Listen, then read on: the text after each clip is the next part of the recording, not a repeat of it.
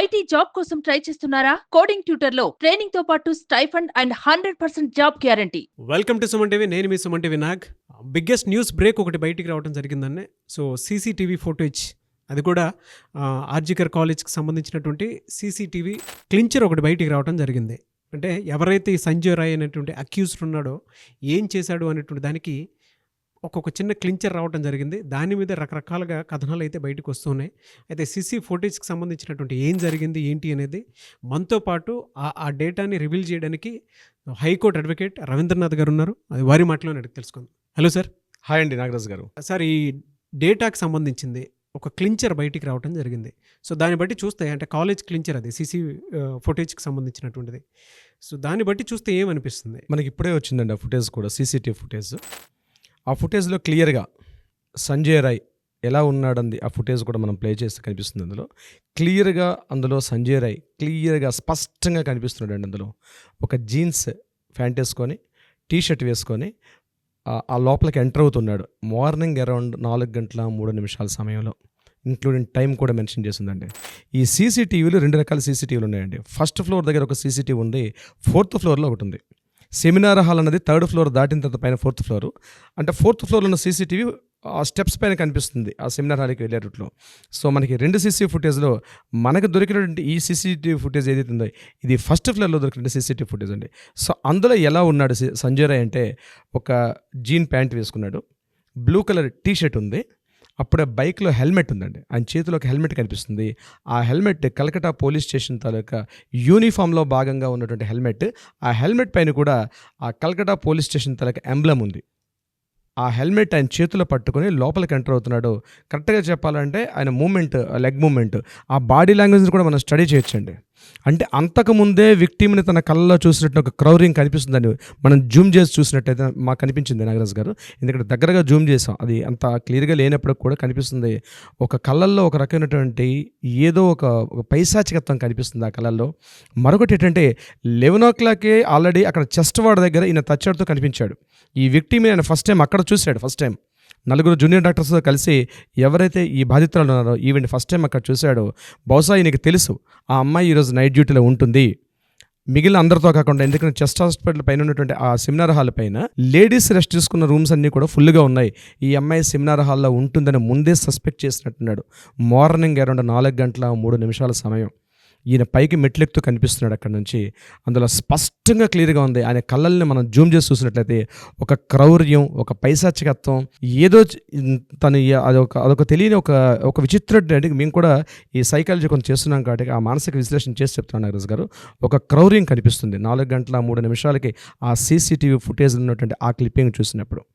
ముఖ్యంగా ఇంకొకటి సస్పెక్ట్ చేస్తుంది, ఆయన చేతిలో ఉన్న హెల్మెట్. అది యాక్చువల్గా హెల్మెట్ ఎవరు వాడతారు? అది కేవలం కలకటా పోలీస్ డిపార్ట్మెంట్లో ఉన్నటువంటి పోలీస్ డిపార్ట్మెంట్ వాళ్ళు వాడాల్సిన హెల్మెట్ అది. ఆ హెల్మెట్ ఆయన లెఫ్ట్ హ్యాండ్ చేతిలో ఉందండి. ఆయన లెఫ్ట్ హ్యాండ్ చేతిలో క్లియర్గా పట్టుకున్నాడు. దానిపైన పోలీస్ డిపార్ట్మెంట్ ఎంబ్లమ్ కూడా కనిపిస్తుంది దాంట్లో, ఆయన పట్టుకున్న హెల్మెట్లో. అంటే ఈయన పోలీస్ డిపార్ట్మెంట్లో ఈయన ఒక సివిక్ వర్కర్ కాకుండా ఈయన ఒక పోలీస్ అని ఫీల్ అవుతున్నాడు ఈయన. అవును. ఆ పోస్టర్ మనం చూస్తే, ఆయన నడుస్తున్న పోస్టర్ కానీ ఆయన చేతిలో ఉన్న హెల్మెట్ అని చూస్తే మనకు అర్థమైందంటే ఈయన తనకు తానుగా సివిక్ వర్కర్ కాదు, ఈయన ఒక పోలీస్ డిపార్ట్మెంట్లో ఒక పోలీస్లా ఫీల్ అవుతున్నాడు. ఆ సీసీటీవీ ఫుటేజ్లో మరొకటి క్లియర్గా ఏంటంటే, మరొక ఇంపార్టెంట్ థింగ్, ఏదైతే మనం విక్టిమ్ పక్కన దొరికినటువంటి బ్లూటూత్ మనకి లభించింది, అక్కడి నుంచే మొత్తం ఈ సీన్ అక్కడి నుంచి స్టార్ట్ అయిందండి. ఆ బ్లూటూత్ ఆధారంగానే మెయిన్ నిందితుడిని పట్టుకున్నారు పోలీసులు అక్కడ. ఆ రోజు ఏం చేశారు, ఆ బ్లూటూత్ని తీసుకొని ఇమీడియట్గా పేర్ చేశారు. ఎవరైతే ఆ రోజు డ్యూటీలో ఉన్నారో అందరినీ కూడా మార్నింగ్ అరౌండ్ మనకి ఈ విషయం తెలియగానే 9 o'clock ఏం చేశారు, లోకల్ పోలీస్ స్టేషన్లో వాళ్ళు ఇమీడియట్గా అక్కడ అందరినీ పిలిచి బ్లూటూత్ని పేర్ చేయగానే అందులో ఒక బ్లూటూత్కి ఇది పేర్ అయింది. అది ఎవరిదైనా పట్టుకుంటే అది సంజయ్ రాయ్ది. ఏదైతే ఆ బ్లూటూత్ని మనం పట్టుకున్నారో ఆ బ్లూటూత్ ఈ సీసీటీవీ ఫుటేజ్లో కూడా క్లియర్గా కనిపిస్తుందండి. ఆయన మెడలో బ్లూటూత్ ఉంది వెళ్ళేటప్పుడు, ఆ బ్లూటూత్ కూడా ఆయన మెడలో ఉంది ఆ బ్లూటూత్ వెళ్తున్నప్పుడు. అంటే ముందు మనకి జరిగిన స్టోరీ ఏంటంటే, ఆ బ్లూటూత్ ద్వారా తెలుసుకున్నాం, ఈయన 4:03 ఎర్లీ మార్నింగ్ 4 o'clock 4:03 స్పష్టంగా అందులో మెన్షన్ చేస్తుందండి. ఆయన మెడలో కూడా ఆ బ్లూటూత్ ఉంది. సో ఖచ్చితంగా ఈ సీసీటీవీ ఫుటేజ్ ఆధారంగా మనం చెప్పొచ్చు, నిందితుడు ఎవరంటే సంజయ్ రాయ్ అని చెప్పడానికి కీలకమైనటువంటి ప్రధానమైనటువంటి సీసీటీవీ ఫుటేజ్ ఈరోజు పబ్లిక్లోకి వచ్చింది. సో దీని ఆధారంగా మనం చెప్పొచ్చు. ఇంకొకటి ఏంటంటే 4 గంటల 3 నిమిషాలకు ఎంటర్ అయ్యాడు, ఎగైన్ 4 గంటల 40 నిమిషాలకు బయటకు వచ్చాడు. 4 గంటల 3 నిమిషాల నుంచి పైకి వెళ్ళడానికి పైకి వెళ్ళాడు, స్టెప్స్ ఎక్కుకుంటూ పైకి వెళ్ళాడు. ఒక 2 మినిట్స్ వేసుకోండి, అంటే 4 గంటల 5 నిమిషాలు 4 గంటల 6 నిమిషాల దగ్గరలో ఈయన ఆ విక్టిమ్ని చేయి పట్టుకున్నాడు. ఈమె 4 గంటల 6 నిమిషాల నుంచి 4 గంటల 10 నిమిషాల మధ్యలో తను పెనుగులాడింది ఈ కామాంధుడి దగ్గర నుంచి. పెనుగులాడిన తర్వాత 4 గంటల మనకి ఈరోజు అందినటువంటి ఆమె మరణం ఏ టైంలో చెందింది అంటే ఈరోజు మనకు అందిన న్యూస్ ప్రకారం 4 గంటల 15 నిమిషాలు 4 గంటల 15 నిమిషాల టైంలో ఈమె మరణం చెందింది. ఈమె ఏ టైంలో మనకి క్లియర్గా అటాప్సీ రిపోర్ట్ వచ్చిందండి. మార్నింగ్ ఆగస్టు 9వ తారీఖు మార్నింగ్ 4 గంటల 15 నిమిషాలకి తన మరణం చెందినట్టుగా క్లియర్ రిపోర్ట్ ఉంది. ఇక్కడ 4 గంటల 3 నిమిషాలకి తన ఇంటర్నెట్ కనిపిస్తుంది. 4 గంటల 6 నిమిషాల్లో తన చేయి పట్టుకున్నాడు. 4 గంటల 6 నిమిషాల నుంచి 4 గంటల 15 నిమిషాల మధ్యలో పెనుగులాట జరిగింది. 4 గంటల 15 నిమిషాల్లో ఆమె మెడని గట్టిగా ఒత్తి, ఏ పార్ట్ని అయితే గట్టిగా ఒత్తితే చనిపోద్దని ముందు తెలుసుకున్నాడు, గట్టిగా ఒత్తి ఆమె మీద బలాత్కారం చేశాడు. అది మామూలు బలాత్కారం కాదండి, క్రూర మృగం మాట వాడడానికి కూడా ఇక్కడ నేను ఇష్టపడ్డాను. ఎందుకంటే మన కామెంట్స్లో రాశారు మన ఫాలోవర్స్ అందరూ కూడా, సార్ మృగమైనా సరే ఒక టైం ఉంటుంది, దానికి ప్రకృతి ఇచ్చినట్టు కూడా నియమాల ప్రకారం అది పనిచేస్తుంది. సో మృగం అంటే ఆ మృగం కూడా సిగ్గుపడేటట్టుగా ఉంది, కాబట్టి దయచేసి మీరు వీడియోలో ఈ మృగం అనే మాట వాడొద్దన్నారు ఒక ఆయన. అందుకే నేను ఆ మాటను వాడలేదు.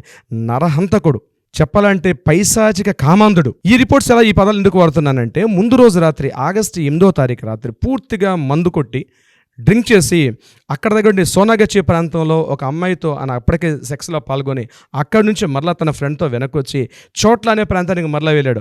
అక్కడ కూడా తన సెక్స్ వర్కర్తో తను పార్టిసిపేట్ చేశాడు. ఆ సెక్స్ వర్కర్ను కూడా పోలీసు ఇంటరాగేట్ చేశారు. ఆమె చెప్పింది, మేమందరం ఇక్కడ ఇంతమంది ఉండగా వెళ్ళి ఇంత పైశాచికంగా తన కోరిక తీర్చుకోవడం కోసం చంపాల్సిన అవసరం ఏముంది, మేము ఇన్ని వేల మంది ఉన్నాం కదా. సెక్స్ వర్కర్స్ కూడా అంటే కలకట్టాలో అన్అఫీషియల్గా సెక్స్ వర్కర్స్ చాలా ఎప్పటి నుంచో నడుస్తుంది. అటువంటి సందర్భంలో ఒక అమ్మాయి, ఒక సెక్స్ వర్కర్ కూడా వీళ్ళు చేసిన పైశాచికత్వానికి తను కూడా ఛేదించుకుంది. అంతేకాకుండా అక్కడి నుంచి 11 o'clock వచ్చి ఒక లిక్కర్ షాప్కి వెళ్ళి పూర్తిగా ఫుల్గా తాగి ఈ కాలేజ్ బ్యాక్ సైడ్ ఉన్నటువంటి ఒక ఓపెన్ గ్రౌండ్లో చాలాసేపు అక్కడ తెచ్చాడాడు. ఎంతసేపు అంటే ఆ ఫ్రెండ్తో కలిసి మాట్లాడు. ఆ ఫ్రెండ్ అక్కడ నుంచి వెళ్ళిపోయాడు. ఈయన డ్యూటీలో జాయిన్ అయ్యి రాత్రి అక్కడ 11:30-12 గంటల వరకు అక్కడ ఉన్నటువంటి బయట అవుట్ పోస్ట్ దగ్గర వెయిట్ చేశాడు. ఎగైన్ చెస్ట్ వార్డ్ దగ్గరికి మిడ్ నైట్ 11:30 ఆ టైంలో చెస్ట్ వార్డ్ దగ్గరికి వెళ్ళాడు. 11:30కి ఆ తల్లిని అక్కడ ఫస్ట్ టైం చూశాడు. జూనియర్ డాక్టర్స్తో కలిసి కలీగ్స్ అందరూ కూడా ఆ ప్రాంతంలో ఉంటే ఆమెను వెళ్ళి చూశాడు అక్కడ 11:30. అప్పుడే వాడి కళ్ళల్లో ఒక పైశాచికత్వం కనిపించింది. ఈ అమ్మాయిని పాడు చేయాలి. చూడండి, 2 సార్లు ఆల్రెడీ తన సెక్స్లో పార్టిసిపేట్ చేసి వచ్చిన అసలు మనిషి అనేవాడు ఎవడైనా మనకు తెలుసు సొసైటీలో ఎలా ఉంటుందో. అలాంటిది 2 సార్లు తన సెక్స్లో పార్టిసిపేట్ చేసి 11:30కి ఈ అమ్మాయిని చూడంగానే ఒక కామవాంఛ వాడిలో ఒక క్రౌర్యం కలిగింది. అక్కడ చూశాడు, లేదు ఈ అమ్మాయిని ఎట్లయినా అనుభవించాలి, అక్కడ ఉంటే బాగుండేదేమో బహుశా. ఎగైన్ వెళ్ళాడు. నైట్ ఎక్కడ తెచ్చాడో తెలియదు. మార్నింగ్ పాప ఈ తల్లికి ఏమీ తెలియదు. అక్కడ 11:30-12 o'clock ఈ అమ్మాయి ఎవరైతే విక్టిమ్ ఉందో బాధితురాలు, ఈమె అక్కడ 11:30 నుంచి 12 మధ్య తన ఫ్రెండ్స్తో కలిసి డిన్నర్ చేసి తన ఫ్రెండ్స్తో కలిసి ఇంకా అక్కడ వరకు చాలాసేపు వెయిట్ చేసి ఫ్రెండ్స్ వెళ్ళిపోయారు. తన రెస్ట్ రూమ్లో ప్లేస్ లేకపోవడం వల్ల సెమినార్ హాల్లో చిన్న ప్లేస్ చూసుకొని ఇక చాలా నిద్ర వస్తుంది, చిన్న న్యాప్ తీయడానికి అక్కడ పడుకుందామే.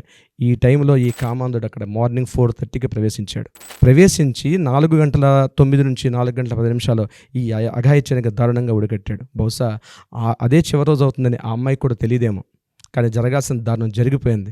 దారుణ సంఘటన. ఈరోజు యావత్ దేశం కూడా ఏకతాటిపై నిలబడి ఈ దృశ్యాన్ని చూస్తున్నారు. ఈ సీసీటీవీ ఫుటేజ్ నాగరాజు గారు డెఫినెట్గా వేయండి, మన ఆడియన్స్కి కూడా తెలియాలి డెఫినెట్గా. ఇంత దారుణమైనటువంటి ఈ సీసీటీవీ ఫుటేజ్ చూస్తుంటేనే క్లియర్గా కలర్ కట్టినట్టు మనకున్న ఎవిడెన్స్ అన్నీ మనం సమీకరించుకొని చూస్తుంటే క్లియర్గా తెలుస్తుంది Sanjay Roy is the main ప్రధాన నిందితుడు అని చెప్పడానికి ప్రధాన కారణం దొరికింది. సో దీనికి సంబంధించి ఇంకా అప్డేట్స్ వచ్చినప్పుడు మనం ముందుకెళ్దాం నాగరాజు గారు.